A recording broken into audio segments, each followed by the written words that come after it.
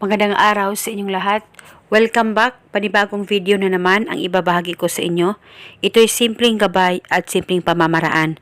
At kung bago sa channel ko, ay huwag niyo pong kalimutang mag-subscribe at pindutin ang notification bell para palagi kayong updated sa mga bago kong videos. Gusto mo ba na ikaw at ikaw lamang ang hanap-hanapin niya bawat minuto? Malayo o malapit man kayo sa isa't isa.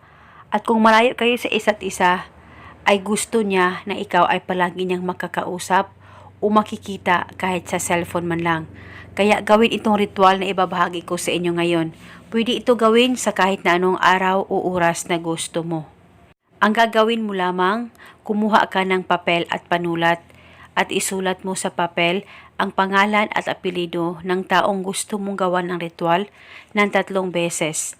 At pagkatapos, kumuha ka rin ng kahit na anong barya na meron ka, kahit ikaw ay nasa ibang bansa, pwede mo gamitin kung anong barya na meron ka.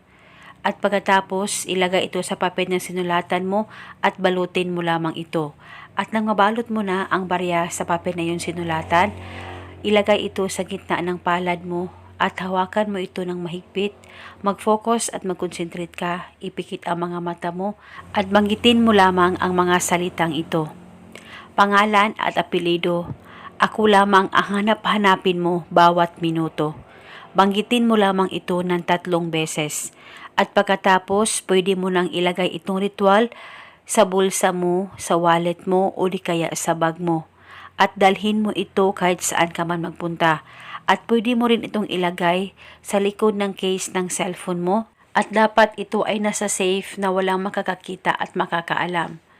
At pwede mo ito bulungan araw-araw sa kahit na anong oras, basta dalhin mo lamang ito kahit saan ka man magpunta at paniguradong ikaw lamang ang hanap-hanapin niya bawat minuto. At kung kayo ay may katanungan, mag-comment lang po kayo sa baba. Maraming salamat po sa panunood. May God bless.